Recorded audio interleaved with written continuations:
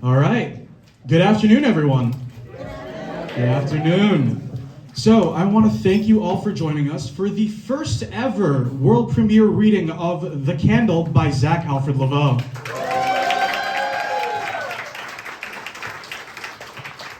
My name is D.V. Cortez. I'm the director for this production. Before we begin, I've just got a couple quick things. We want to give a very special shout out to our producer, Equity Library Theater Project. They have done so much for us in getting this reading taken care of. Towards the end of the show, as we're all filing out of the room, you will notice there's a donation jar at the end of the room here. Please consider donating out of the kindness of your hearts to support both this project and for supporting Equity Library Theater Project to continue supporting new works like this. This is a musical that Zach has been working on for a really long time and that we've been collaborating on for a really long time. It's a very personal story to him, and I thank each and every one of you for being with us here this afternoon. Before we get started, I would love to introduce our very, very wonderful cast here, starting all the way at the end here. On my far right, we have Hallie Eliza Friedman as our female ensemble track. We have Gabriel Nathan playing the role of Professor Martin. We have Mia Rose playing the role of Mia. We have Ryan Van Nostrand playing Josh. Jeremy Black will be playing Charlie. Jensen Kroll to my immediate right is going to be our male ensemble track. And me. Yeah. Now without further ado, The Candle, music, lyrics, and book by Zach Alfred Laveau.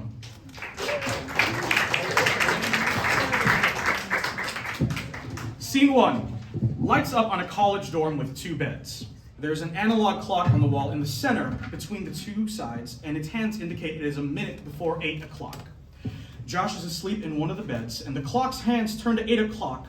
And somewhere on Josh's bedside table, his alarm rings shrilly, and Josh sits straight up. Oh shit, it's 8. Oh shit, I'm gonna be late. Why did I stay up till 3 again? Do I have time for the cafeteria? The eggs are okay if you forget the bacteria. The process is today, but I forget when. Put on some clothes, whatever's clean. You wear sweats and sprays, so throw on jeans. Find a shirt that doesn't have a stain. It's probably cold again today. In Boston, it doesn't hit 70 till May. And if it snows, I'm gonna go insane. Don't forget therapy at noon. Why'd you put it during lunch, you big buffoon? What's she gonna ask about this week? Will we do that dumb breathing technique? And she better not write anything down or psychoanalyze my fear of clowns. Oh, and I gotta write part of that duet. Don't forget, don't forget, don't forget. The scene changes to a classroom with other students rapidly going through the motions of attending music school. I didn't have time to finish, but I think that chord's diminished. I'm lucky to get a C on this dictation. Is that note there attention? Or is it analyzed as a suspension? Shit, I can't even hear my own notation. Is my conducting right? Or my obtuses in sight? I think I might have missed that bar of 5. The kind of burning inclination to eat Pringles during orchestration and somehow make it through the morning alive. Oh, and don't forget to call me at tonight. Tell her to just be patient, to sit tight. Well, when does that ever work? It just makes you sound like a jerk. Of course I know what she wants to hear, but I don't know what to say about next year. Remember not to say something you'll regret. Don't forget, don't forget, don't forget. Everyone seems to have their life together, and I'm the odd one out. Everyone else can handle the pressure while I can't shake off the doubt. When will it all fall into place? When can I stop putting on a good face? When do I get wisdom? When do I get clarity? When do I get to stop going to therapy? Oh, and don't forget therapy at noon. Why'd you put it during lunch, you big buffoon? What's she gonna ask about this week? Will we do that dumb breathing technique? And she better not get confrontational or say something stupid and motivational. Remember not to say something you'll regret. Don't forget, don't forget, don't forget. Don't forget, don't forget, don't forget.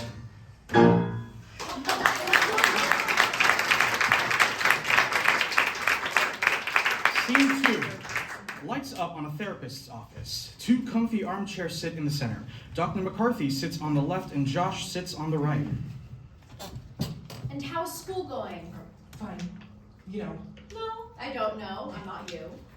well, sophomore year, not too bad, I guess. A lot of people in my major are doing better than me. What does that mean? Well, a lot of better singers. Some definitely know how to work the stage better. Well, why do you feel that? Why do you feel the need to compare yourself to the musical journeys of others? I don't know. So what about being on stage is hard for you? I don't know. I want people to listen to me, but being in the spotlight is hard, I guess. What makes it hard? Um, I don't know. Confidence? Okay, but why does it have to be about you? What do you mean? Well, actually, I want you to think about the question a little more. Yes, I know you hate it when I do this, but this is a larger question that takes some time to process. Let's switch gears. How are things with Mia? They're okay. I've been pretty good about regular FaceTimes. And have they been good conversations? Yeah, I guess. She's pretty busy with her schoolwork. It's hard. Well, a strong relationship takes lots of work and intention. Yeah. It's a lot sometimes, but it's nice to have her. And do you feel like you can say what you need to say? Mostly. But that's not on her. That's a me thing, I guess, when it's an issue. Well, directness is important in a relationship. You want to be able to get things out without fear. I bet it isn't fun when you have to feel like you have to hide things. No, it isn't. I don't know. I guess when we have such limited time, I don't want it to be a fight. I totally get that. But what if you thought about it in terms of authenticity rather than a positive or negative? Being real is better than smoothing things over. Yeah, I guess you're right. Big vote of confidence from you. You guess? I mean, I'll take it. Are there any words recently from your dad? Radio silence. I see on social media that he travels a lot, though. He spends a lot of time with his stepkids. Okay, and you haven't reached out? I figured if he wanted to, he would. It's not my job. You're right, it's not. He's the parent, but you have a lot of questions that need answers. No, they don't. Well, yes, they do. You can get along without the answers, but you don't want to just get along. You want to thrive. I guess I just got used to living like this. But being used to something doesn't always mean it's good for you. What can we do next? I don't know. What if I call him and he doesn't answer? Then at least you tried. And you have a good support network. Your mom, Mia, me. Now is not a good time. Maybe in a few weeks. That's okay. There's no rush. You know, it's good to get into these topics, but let's talk about why you're here in the first place. You started seeing me because of your difficulty dealing with your grandfather's death. How was Tuesday? I skipped classes that day. I just didn't want to be around anyone. It's been a year. Here. I can't believe I have to go through 60 more without him. It's his yahrzeit tonight. Yahrzeit? Jewish death anniversary. The Hebrew calendar is different. The days all start at sundown, so at sundown tonight it'll start. So what does one do? You light a candle that burns for 24 hours, and when you light it, you say this prayer called the Kaddish that we say in every service, though I always sort of run off the left side where the Englishy pronunciation would be. And usually around this time would be the unveiling where he gets his tombstone, but there's apparently a lot of backing due to the pandemic. And there are just some little differences, like instead of saying sorry for your loss, you say may their memory be a blessing. Well, I hope the rituals to mourn him are helpful. Tell me the story of how it happened again. I'd rather not. I know it hurts, but the more times we tell the story, the more we can process it ourselves. It's okay.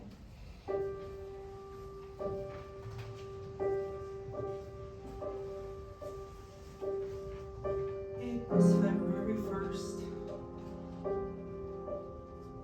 A snowstorm had hit most of the country a few days before. I don't remember much of that day. I think I'd seen an old friend. You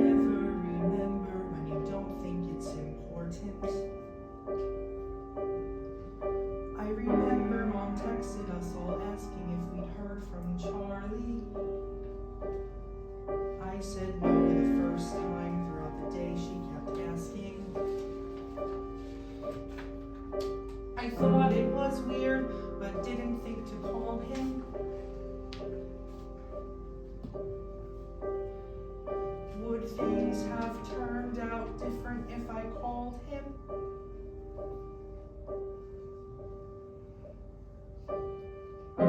That night, Mom FaceTimed all of us. I thought it was a mistake, but from her face, I knew something was wrong. She said she wasn't sure how, but Charlie had died. It turned out he had a bad reaction to some Ambien. It made him delirious and he went outside. He was in his underwear out in the snow. He tried to get into the neighbor's house, but they were out of town. The police found him there, out in the snow.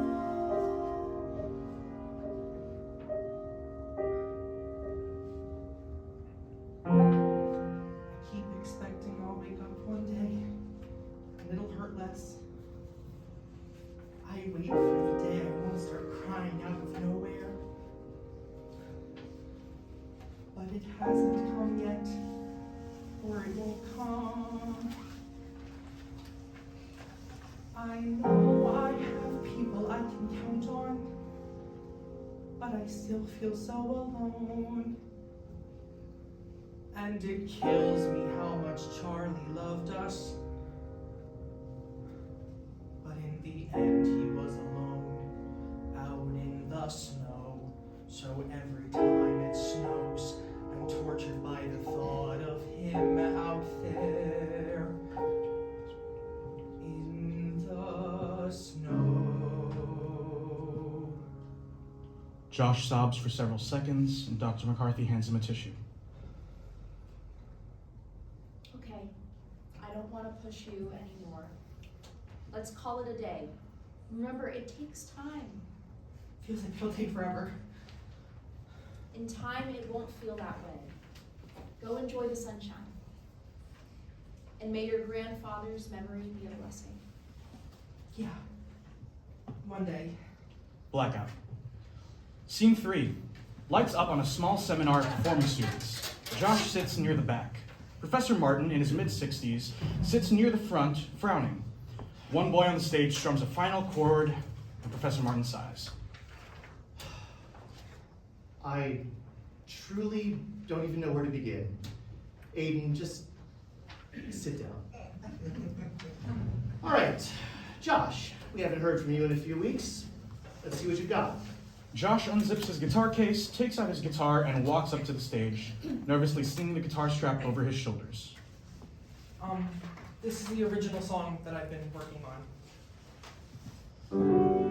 It's been a year since you've gone. I think of you every day. It's been so hard to just move on. I don't know why you couldn't stay. I call and call, it goes to voicemail. I said you had to figure your shit out.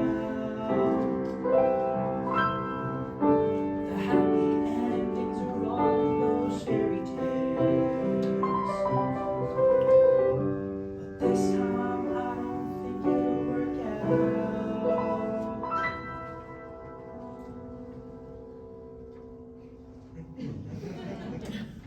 We're in a rough spot here.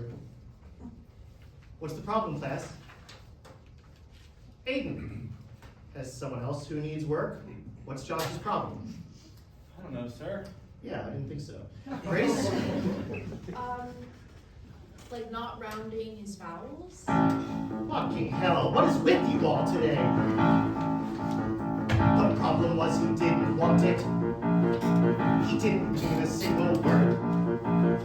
So his song was so generic. There was nothing special that I heard. Get it to yourselves, the reason why you're here. You desperately crave attention. So listen closely, let me make it quite clear. I hope it's not beyond your comprehension. The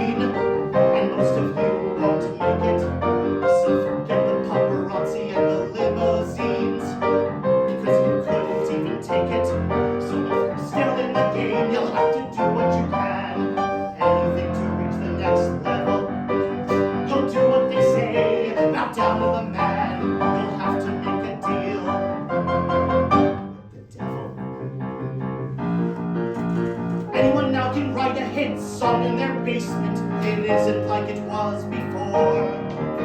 So if you don't want it, there's always a replacement and 1,000 others waiting at the door. What are you willing to do to get what you want? What are you willing to do to get what you want? The music business is a brutal machine, and most of you won't make it. So forget the paparazzi and the limousines, because you couldn't even take it. So if you're still in the game, you'll have to do what you can. Anything to reach the next level. You'll do what they say, bow down to the man. You'll have to make a deal with the devil.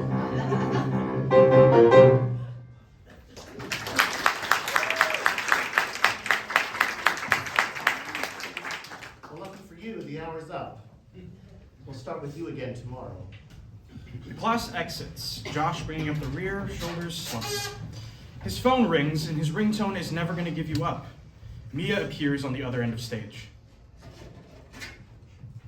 Hello, Mia Bobia. You know, I hate that nickname. Oh, I know. You told me. Sorry, tough class. Let me guess. Professor Martin. 2 gold stars for you. I hate how he's so mean to you. I could fight him for you, you know. No, he's something I can't handle. Besides, if I'm going to be in this business, I need to learn how to have a thicker skin. So, what's up?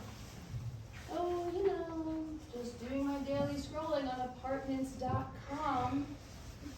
Come on. It's February now, and you know how fast Boston apartments fill up. So, Come on. I'm a teacher. They have schools everywhere. yes, you've made that joke. I Lot. want to live with you. I'm tired of long distance. Look, we'll talk this weekend. It's been a rough day today. Okay. I know. It's been so hard thinking about Greta Charlie this week. I wish I could be there with you and make you feel better. But we have to talk this weekend. This weekend. Whatever else is going on, you can talk to me about it, you know? I love you. I want you to feel safe with me. Yeah, I know. I'll see you on Watch Party tonight. Schitt's Creek or The Good Place. Tough decision. I'll let you know. You already have some big decisions to think over. I love you. I love you too. Blackout. Scene 4. Lights up on Josh's dorm room where his roommate Chris is packing his suitcase, and Josh enters. Where are you going, Chris? I told you. My girlfriend's in town today and we're gonna rent a hotel room. Sounds like a waste of money to me. I'm fine giving you guys space. No, it's cool. More exciting that way anyway. Where are you going tonight? Nowhere. It's a Wednesday. Suit yourself. I'm trying to have fun before I get too deep into the producing major and things get super hard. Okay. Tell Crystal I said hi. It's Crystal, with a K. What? It sounded like you said it with a C. It's Crystal, with a K. Hey. Chris exits. Josh goes to his desk and sifts through the pile to find a small candle, a lighter, and a prayer book. He opens the prayer book and begins to recite the first passage of the Kaddish. He leaves the book open and uses the lighter to light the candle. He resumes reciting the Kaddish until the lights flicker several times and Charlie appears in the middle of the room. Charlie is in his mid-80s. Josh abruptly turns around to see him. He's shocked and upset, and he gets up slowly, walks over to Charlie, and looks around him as if he's trying to tell if Charlie is transparent, as per traditional ghost folklore. He slowly puts his hand on Charlie's shoulder, trying to see if it'll pass through. It does not. Grandpa. Holy shit. Hey! No grandson of mine uses that language. It's holy fuck! How are you here? Well, I don't know. I just am. Are you... I'm still dead. No one's brought back to life. So then, how are you... I don't know. I think that candle may have something to do with it. Did you buy it anywhere special? Star Market? Ah, wow. If I had to take a guess, I would say I'm a fairly good guesser. I'm here as long as the candle is, and that yard-side candle burns for 24 hours. So I'll be here for the next 24 hours. I wouldn't waste any time trying to figure out why and how I'm here. Now let's No, just let's enjoy figure it out because then we can find a way to keep you here past the 24 hours. Josh, Yeah, I want you to be here for a long time too. Josh hunches down on the floor, sifts through a pile or two, and finds his laptop. Looks like a landfill. Josh hastily cleans the area so there's some clear space next to the desk and drags Chris's chair over. Charlie sits, Josh puts the laptop on the desk, and sits in his own chair. This is crazy. I agree. I just can't believe you're here. I'm just glad to see you, my handsome grandson. Okay, so Josh begins to research the candle. magic yahrzeit candle. Nothing. Yahrzeit candle temporary resurrection. Nothing. Yahrzeit candle grandfather temporary resurrection. Nothing. Josh, why don't we just talk? We can talk when we find the solution. I'd like to hear about your life. Or you could make a contribution. You know, I was never good with computers. So then just sit here and don't distract me. The clock moves forward 1 hour.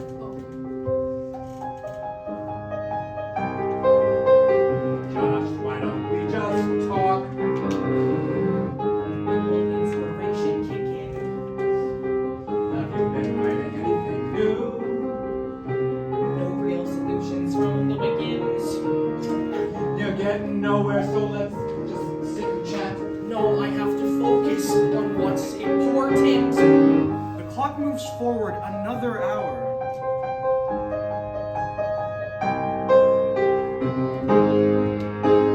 I just want to talk. We've been given a Maybe it's real, I can't find anything. I take a Gotta keep my head up, walk. can't afford to panic. This just looks But now I'm fed up, maybe the depressing. answer's satanic.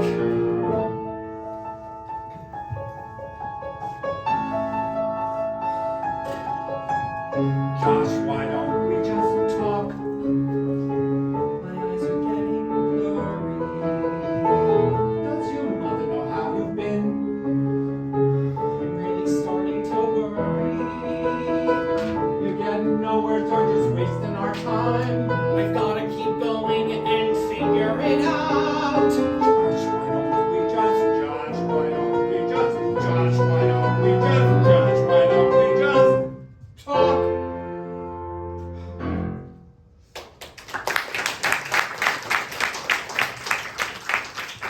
You know what? Let's just take a break. I can't waste any of these 24 hours, so I'll stay up all night. No, you may not. Sleep is important.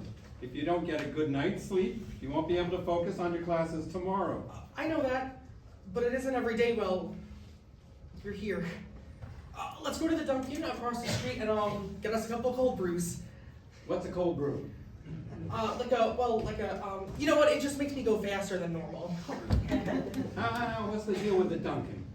You never drank it before. Well, I just started drinking coffee, and living here in Boston, they're pretty serious about their Dunkin'. I saw a sign on one that said, "This location is closed today for renovations. Please go to the one next door." I like my women like I Nope! like my other. Let's not finish that sentence, Grandpa. Gotta go. Josh pushes Charlie out the door. Blackout. Scene 5. Lights up on a small Dunkin' Donuts. A few people are sitting on a table and they approach the counter. Hi, what can we get you today? 3 large cold brews, please. That's gonna be murder on your stomach. And what would you like, sir? Oh, you can see me. Why wouldn't I see you? Oh, interesting. Well, just a small hot chocolate for me then.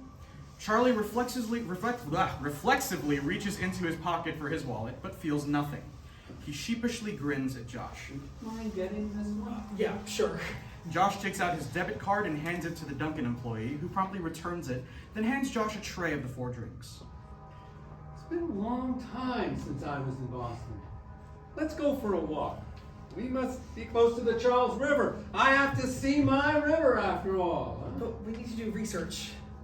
We won't be long. Come on, a little exercise is good for you. They exit the Duncan and begin strolling towards the river. Charlie hobbles slightly, and as they talk, Josh chugs his cold brew, going from one to the other. I can't believe I still have a metal head. I guess when you make a return visit, you have to go with the hardware you ended up with.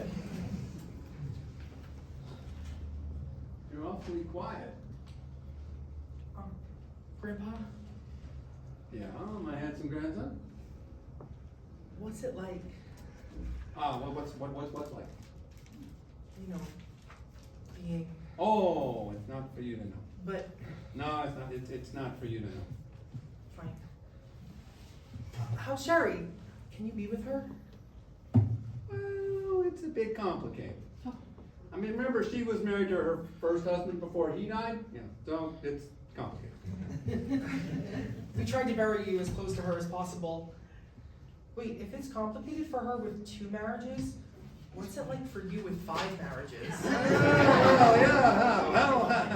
Well, most of my ex-wives didn't want anything to do with me then, and now. Well, it sure took me more tries than most, but Sherry was the love of my life. Did it hurt when? Now, Josh, what kind of question is that? If I say yes, it hurt like a bitch, you'll feel like shit for the rest of your life. It certainly wasn't a fucking ice cream sundae. I'll tell you that. You're asking questions where you shouldn't be hearing the answers. Well, you owe me. I owe you. How could I owe you? Your whole life I did nothing but love you. We never had a fight, never. So how could I possibly owe you? You left me. Josh sets the drink tray on a bench and begins to cry. Charlie begins to cry as well and hugs Josh. Josh, I didn't plan for it to happen. It was an accident, and I haven't left you, and no one's ever truly gone. Well, sure feels like it. I can't call you when something's wrong. You're not going to see me graduate. You're not going to see me do anything. Josh. No, let's just go back. We have work to do. Josh exits and Charlie sadly follows. Blackout. Scene 6, lights up on Josh's dorm room. Josh and Charlie enter, and Josh makes a beeline for his computer, typing feverishly. What the fuck are you doing? If I have to be here all night to find a solution, then I will. But you're wasting time. Oh, you get it? You can have all the time in the world. I'm not supposed to be here. I had my time. This isn't how it works. When that candle is out, and so am I, and there's no other way. Now, we could have been talking all this time. We could have been spending quality time together, but instead, we've been dicking around. Now, Josh, the clock is ticking. Use it wisely. You're right. I just wish you could stay. I do too. But that's not how it works. So, let's talk. I don't know what to say. Well, you think better on a full stomach, and that coffee certainly didn't help matters. No, I know it's late. But, is there any way to eat around here? Man, you are gonna love this place. Lead the way. Help me up first, though. Josh gets up and carefully helps Charlie up. They exit. Blackout. Scene 7, lights up on The Tea, a restaurant decorated like a diner. Josh and Charlie find an empty table and sit down. What is this place? The T. And why is it called that? The subway system is the MBTA, but people just call it the T for some reason. And I guess long ago someone thought it was a catchy name for a restaurant too. And when does it close? It's open 24 hours. In a row. Grandpa, that was terrible. Welcome to the tea with service much faster than the tea. What would you boys like tonight? We'll have 2 large chocolate shakes, extra thick, and a large basket of fries. I like women like I like my shake. Nope, we are not doing this, ma'am. I am so sorry. Dude, now I'm gonna have to give a huge tip. I come in here a lot, so I can't get banned. Oh, you're just like your mother. Every time I say something, it's always, Dad! The waitress returns with 2 large milkshakes in old-fashioned glasses and quickly sets them down and exits. Holy shit, she wasn't kidding. They are fast here. Charlie sucks on the straw with a frenzy, taking about 10 seconds to finish the entire glass. Jesus, Grandpa! I know, I still got it. Charlie watches Josh slowly drinking his milkshake.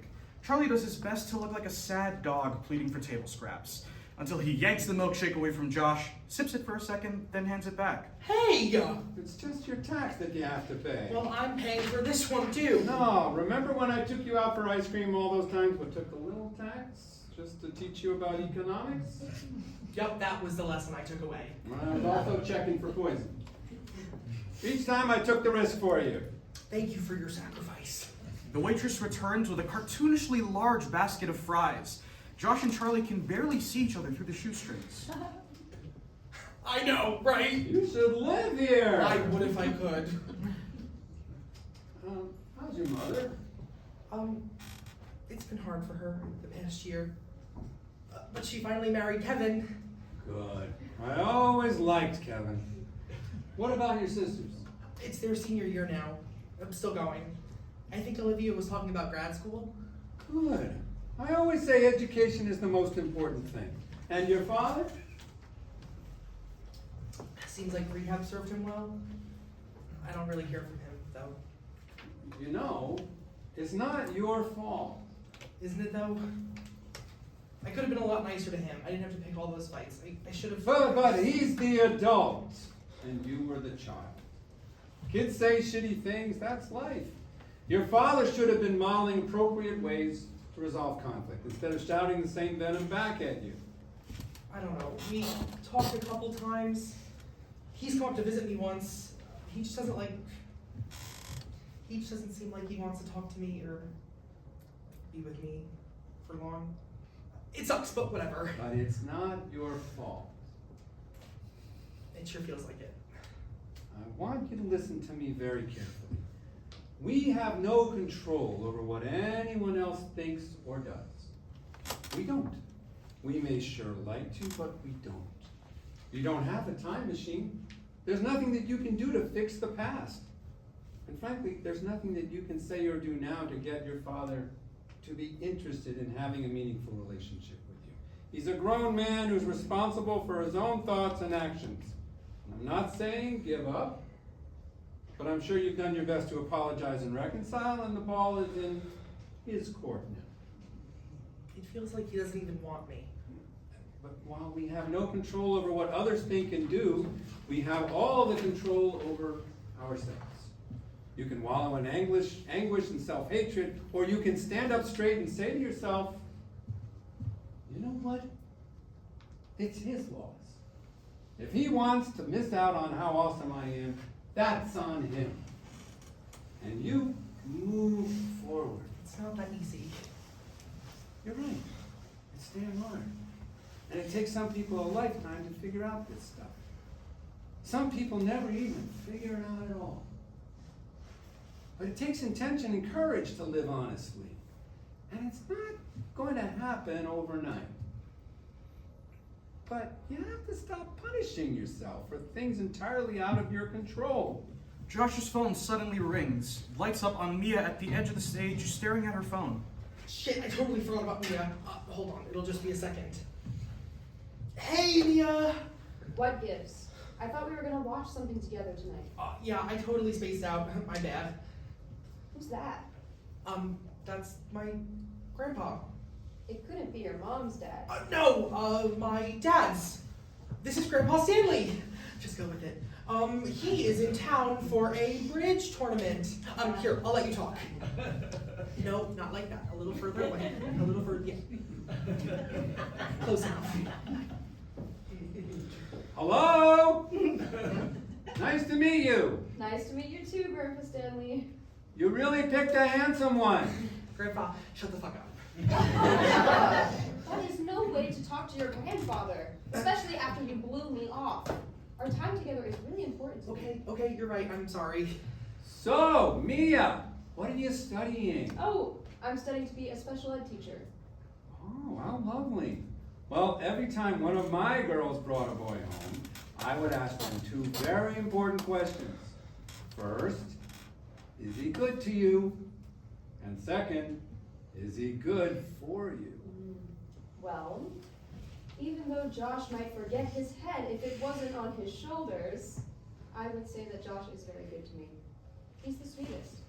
And considering all he's done for me, he's very good for me too. Well, that's all you need. Okay, that's enough. Yeah, Mia, Stanley just came to visit and. No, I get it. Grandfather time is important. But let's have that talk tomorrow. Do we have to? Yes, we do. Bye, Grandpa Stanley. Bye! Well, she seems like a lovely young woman. She never got to meet you. I'm glad she did. Well, if you play your cards right, she could be the one walking down the aisle to you in a few years. What does it matter to you? You won't be there anyway. Oh, God, Grandpa, I didn't mean that. I'm just sad you're gonna miss it all. I am too. I wish I could be there for all of it. And I can't. I'm sorry. I know you're upset, but let's enjoy the time we have. So, what does Mia keep wanting to talk to you about? She wants to come up here and move in together next year.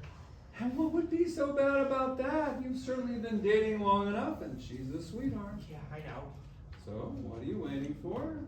A federal mandate? It's just when we're talking on the phone or I'm back at home for breaks, it's different. It's great. But if she moves in, it's a whole different level. We're both always there. We have to do money stuff together. So if one day she wakes up and realizes she could do much better, that's a much bigger hole for me to get out of. And what makes you think she would do that? Everyone leaves. Everyone does, whether they mean to or not. Dad did. You did.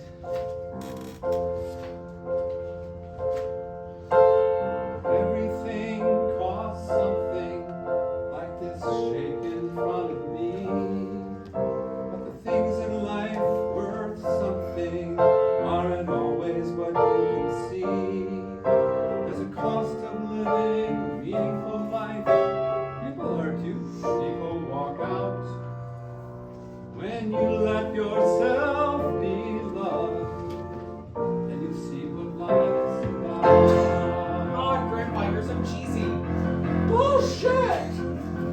They tell young men like you that feelings are bad, and then you grow up, and the feelings police don't bother you anymore. Well, skip all that asshole and embrace your feelings, or you're gonna feel like shit. I've seen a lot of guys like you who can't show how they feel. They have their golfing buddies, but how much of it is real? Isolate themselves from the world, and they're too afraid to reach out. So you can have an empty life where you can see what life's about. Look out over noise. Don't listen to their bullshit. Only two things matter. Is she good to you? Yes. Is she good for you? Yes. Well then, what the hell are you waiting for? Maybe the relationship blossoms, or you go your separate ways. Either way, you'll learn and you'll grow a bit, and you'll find the one someday. No, I'm not perfect. It took me 5 tries to figure it out. But when I got it right, it was heaven on earth, and I saw. You'll see what life's about.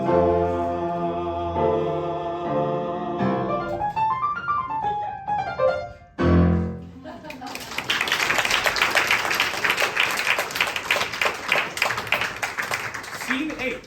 Lights up on a sign that reads, "Put up or shut up." A row of putters stand next to a small box on a ledge where the counter is, and Josh and Charlie enter. What is this? You know, it's always bugged me that you won our last game of mini golf. It's time to defend your title, old man. It's 2 in the morning. It's closed. Extraordinary times call for extraordinary measures. I'll hop the gate and open it from the other side. No, Josh, you can't. What are they gonna do? Sentence you to jail? Wouldn't be a very long sentence. Yes, but you have a bit more than 16 hours left on Earth, so I'd rather you not be a felon. Okay, don't worry. Here, if it'll make you feel better. He takes a bill out of his wallet, puts the bill on the ledge, and places the box over part of the bill so the wind doesn't blow it away. Happy? Fine. But if your mother knew I got you into trouble, she'd light her own candle just to beat the shit out of me. Grandpa, you're the best. Never forget it, my handsome grandson. Now hop on over the gate and don't hurt yourself, though. Transition to a dimly lit mini golf hole with a windmill in the middle. Josh and Charlie carrying a putter and a ball each. Well, a full 18's impossible because there are no lights on. Excuses, excuses. You know, we don't always need to keep score in life, Josh. Well, let's just take turns on this one, I guess, since it's near the street light. Too bad the windmill doesn't work. You first. Charlie casually walks to the windmill while Josh sets up the ball. Josh hits the ball, attempting to hit it through the windmill, but Charlie deftly moves a windmill blade with his foot, so it blocks the ball. Asshole. He moves the blade back and walks back next to Josh.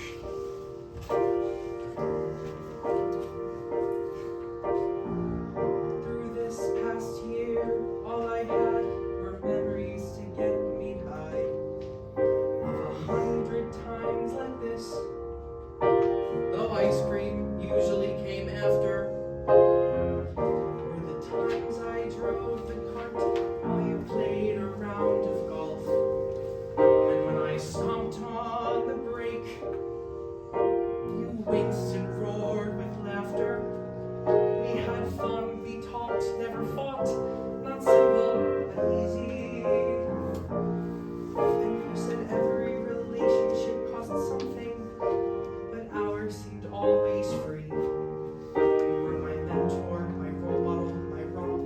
I know it's cheesy, but I wanted you to know how much you mean to me.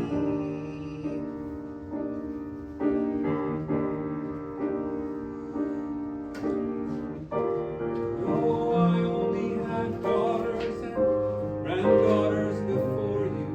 There's nothing wrong with that. No, there's not. It's just different. When you came along, new adventures opened up to me. Wanting to get it right, I was deliberate. In a way, you were a second chance, like a son I never had. And I knew I had much to teach you to shape the man you'd come to be. However, I could be involved, though I'd never replace your dad. And it goes without saying how much you mean to me.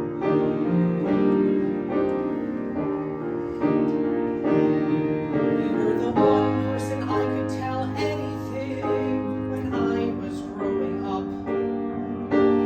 Most of being a parent or grand is simply showing up. I had the greatest moment of my life with you, and I learned so much from you. And I learned so much from you. You made me to be the best person I could be, and there wasn't a time when we didn't agree.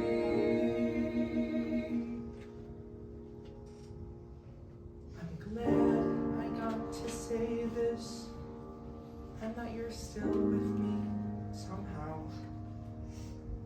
You know how much you mean to me. I wish I still had all that now.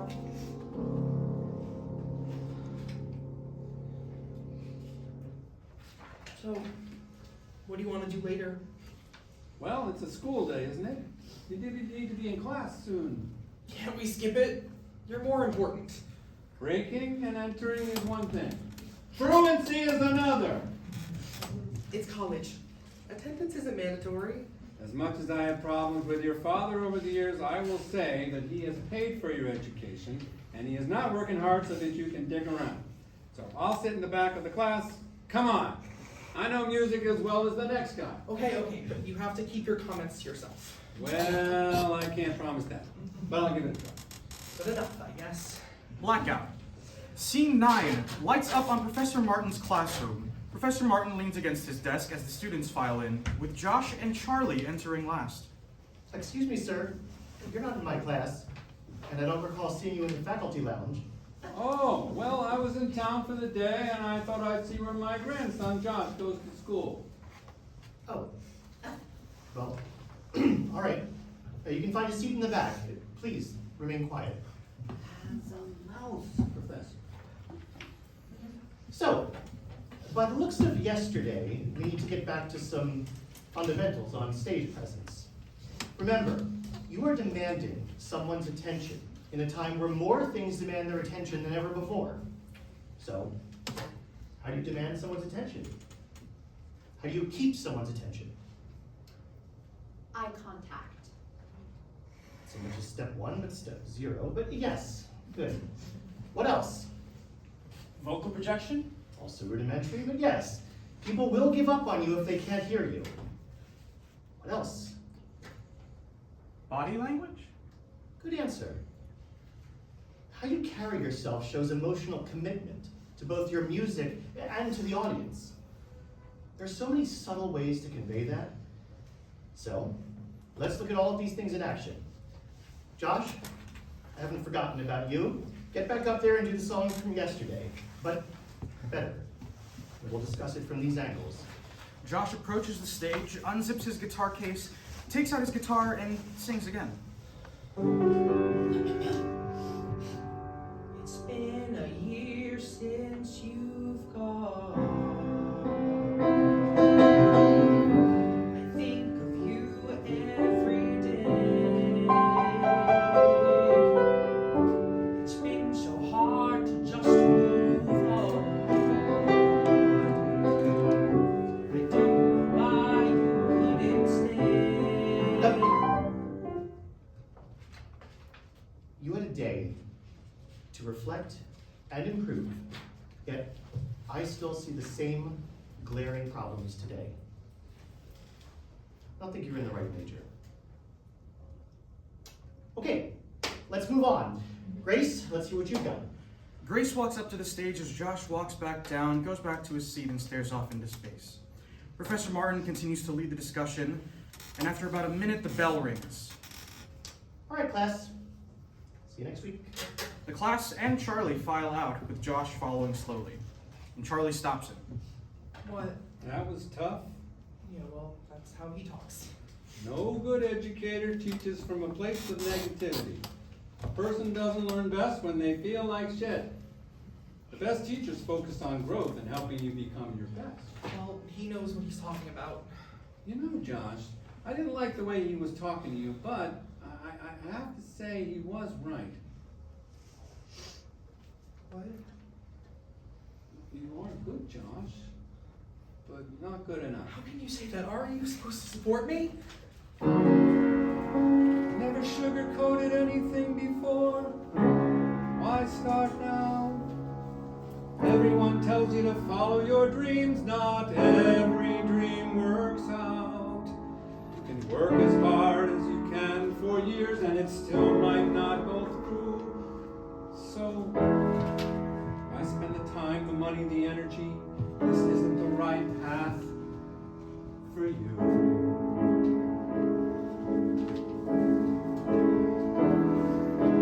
Don't have many nice words for your dad, but he did pay for your school, so he can't be all that bad. College is an investment, something you have to take seriously. Is this the best major to help you find a job? Or should you pick something new? This isn't the right path for you.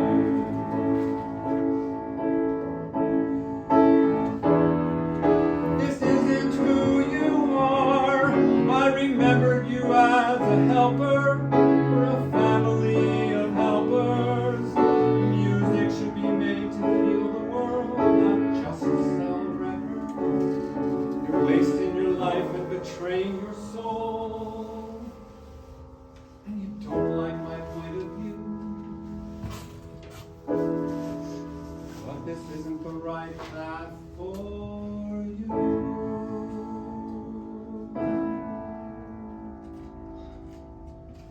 You know what? I don't need this. Yes, you do. Just leave me alone. But we only have a few hours left. Well, I don't want to be around you right now. Josh exits, leaving Charlie alone on stage. Scene 10 lights up by the river. Is any of this day even real? Am I having some sort of breakdown? No. Grandpa's here. Grandpa's real. Why did he say all that stuff? We never had a single argument. Now I guess we did. But now am I wasting time? Will he be here when I get back?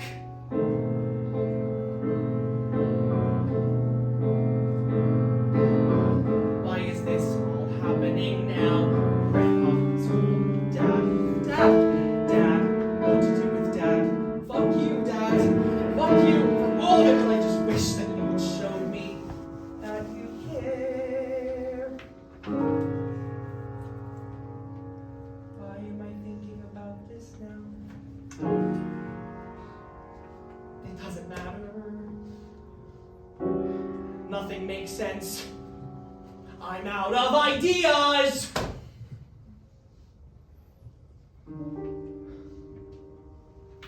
And then, what to do about Mia? No idea. Just thinking gives me diarrhea. Should I take a step or push her away? Time's running out, I decide today. But I don't want to think about making a choice. I just want to hold her and listen to her voice. Block all of it out and give her a call. And for once, not have to deal with it all. Josh pulls out his phone and calls Mia. Ready to talk? Well, no, Josh, but I need you. I need to talk to you. what's wrong? I do want to live with you. I really do. But it feels like so much is happening, and I don't understand how to deal with it, and it's been the weirdest 24 hours ever. And every problem feels like it needs answers now, and I don't have any answers. I just have questions. You don't know what you're doing. Join the club. I don't know how I'll find a job next year. I never learned what to do with a tax return. No one's handed me the answer key. I haven't seen a magic sign, and I can't tell you how to live your life, 'cause I don't know how to live mine. What a pair we make. But I think it takes time. I think it takes experience. I think we figure it out as we go along, and we get better at getting it right. We'll still ask our parents for advice, but we'll ask twice as time goes by. As we face health insurance, tire changes, relationships,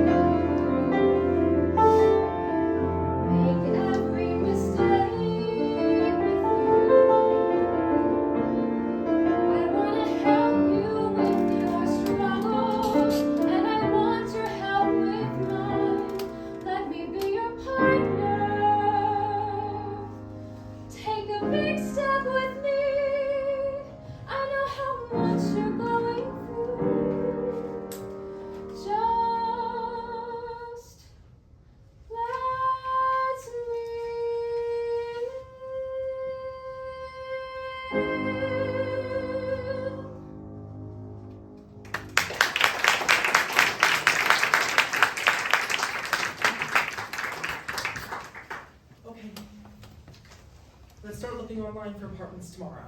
Really? Really. You're good to me and you're good for me.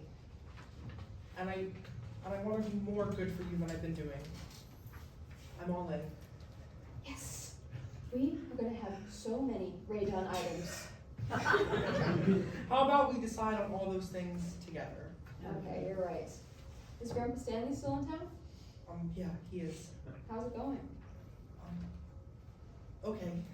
I know, it must be hard after Grandpa Charlie. Somehow I think that you made a good impression on him. Even though we never got the chance to meet. I don't know, just one of those things, I guess. You always talked about how much he loved you and how much you wish he was here. Yeah. Yeah, I do. I was lucky to have him.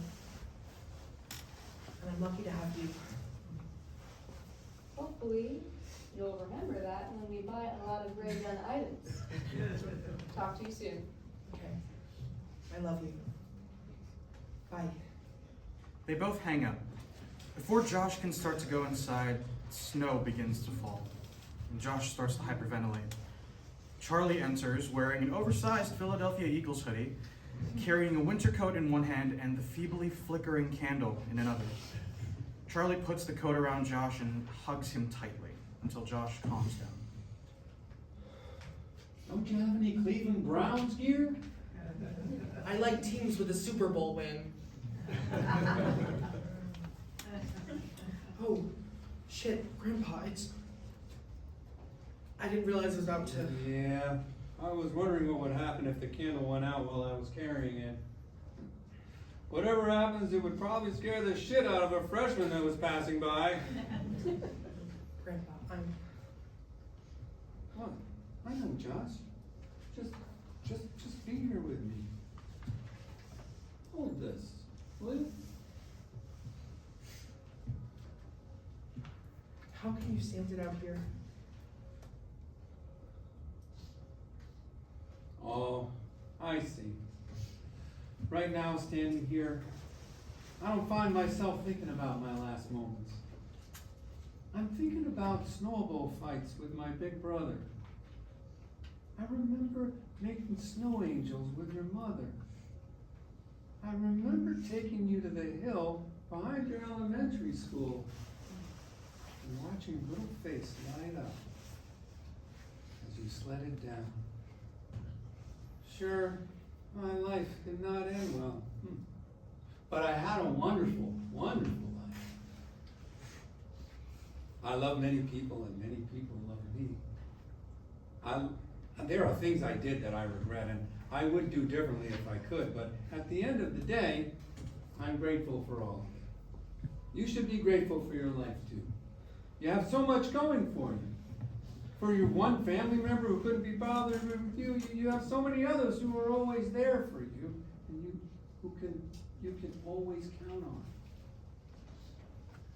And you may not be the next Frank Sinatra, but that doesn't mean you aren't a talented musician. And you have someone who loves you for who you are and wants to be with you. Isn't that terrible? An amazing life is at your fingertips, Josh. But I worry about you. I wish I had more time with you so we could keep talking through all of these issues, but we don't.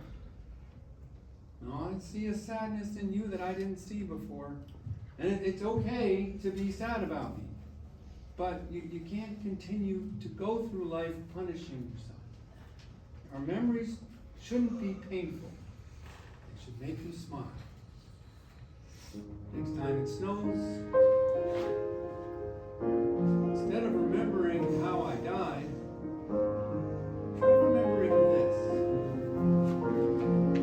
When we finally got to say goodbye.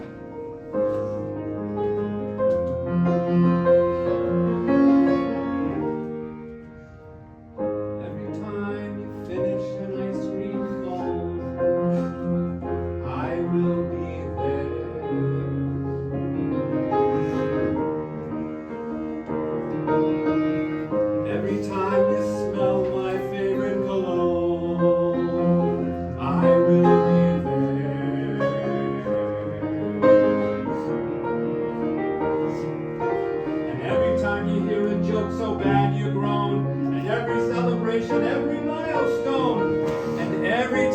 feel like you're all alone, I will be there. Every time you don't know which way to go, I will be there.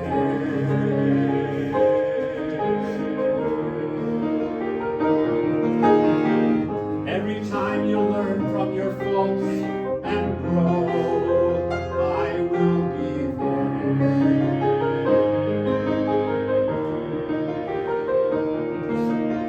Every time it feels like you hit a new low, and every time it feels like you're going too slow, and every time you find yourself walking in the snow, I will be there. Live by my example, my legacy goes on. When you use your gifts to help others, I am never truly gone. I am never truly gone.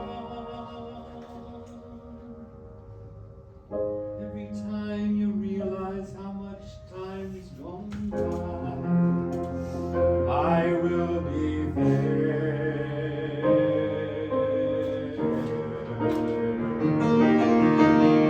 Every time you think of me and no longer cry, I will be there.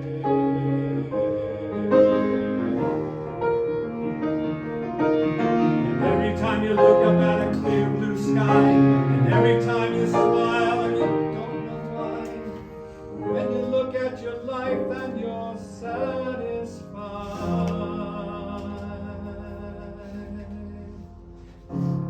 I will be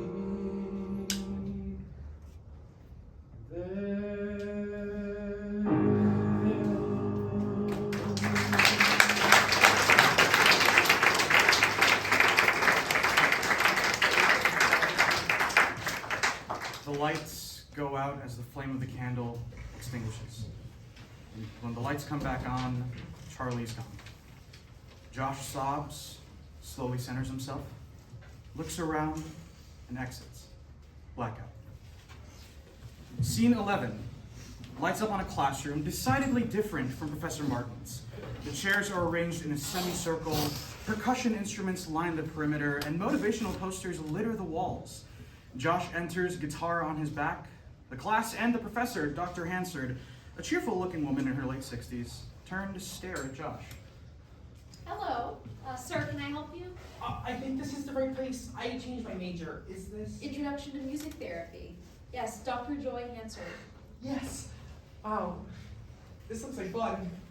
We are the smallest major here, small but mighty, and yes, we do have a lot of fun, I hope. Well, it's not too late in the semester that you can't catch up, but let's just take a second to explain what we do here.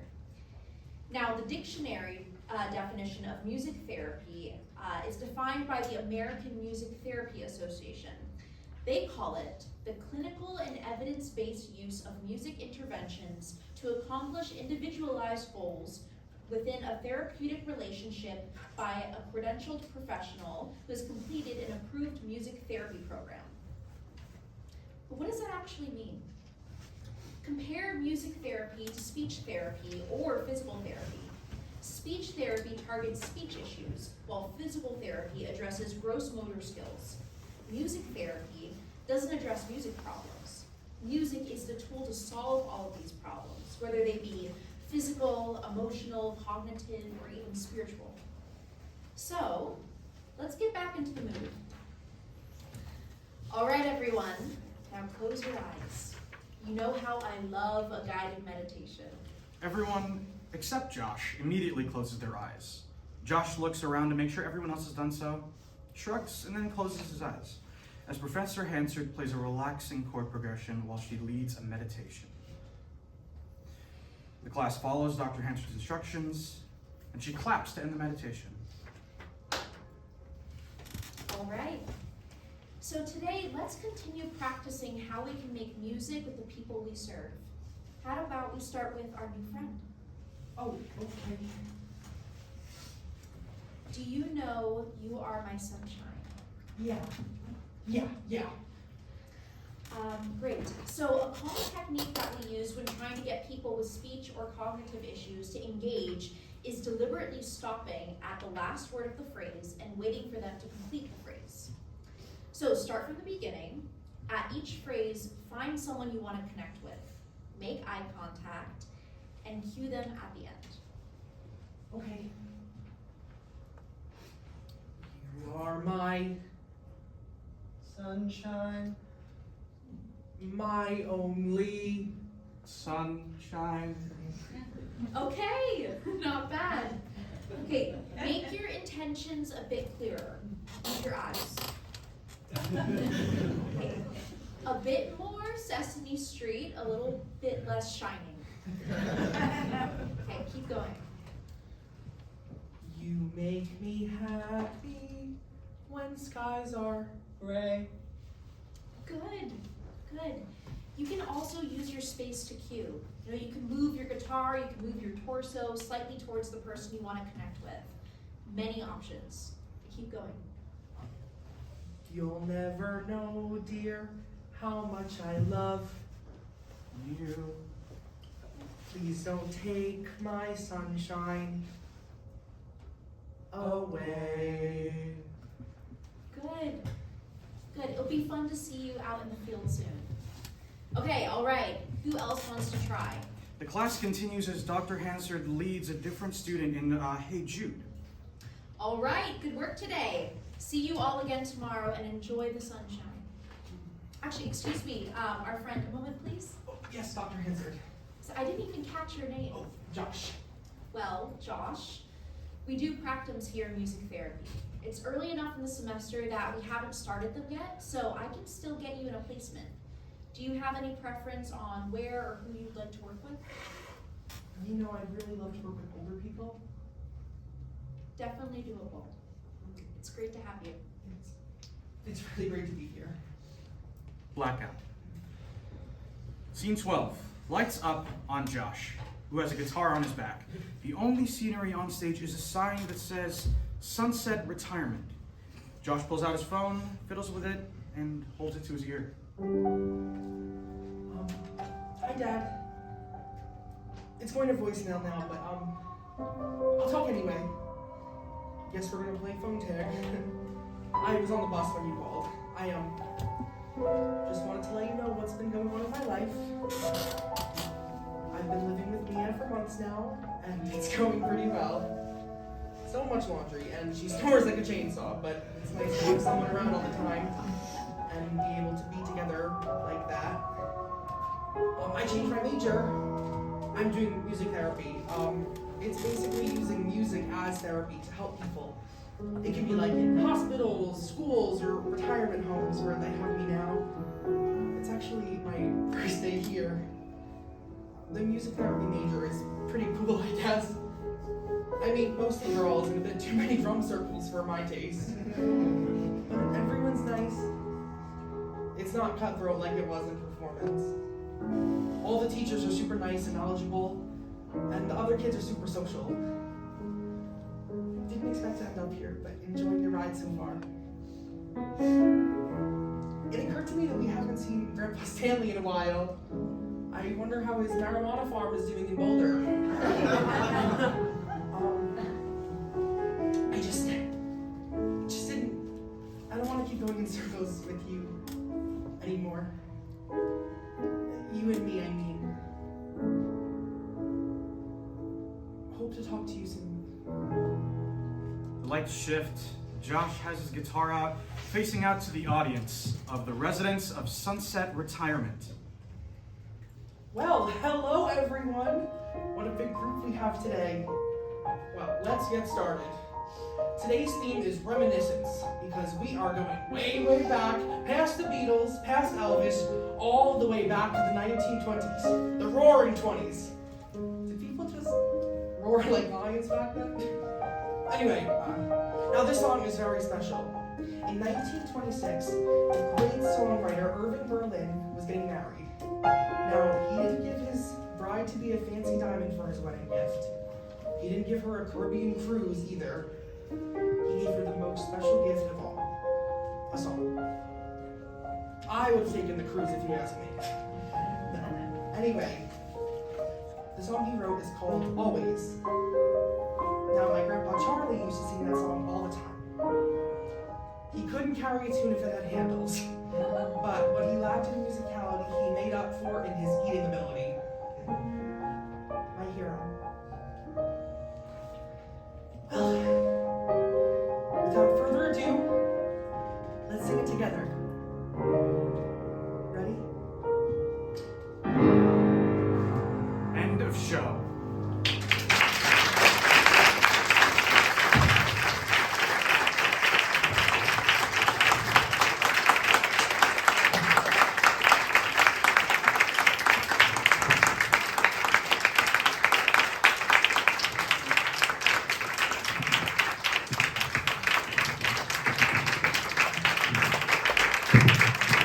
The wonderful cast of The Candle, ladies and gentlemen. And right behind me, our wonderful music director, Matt DeMaria.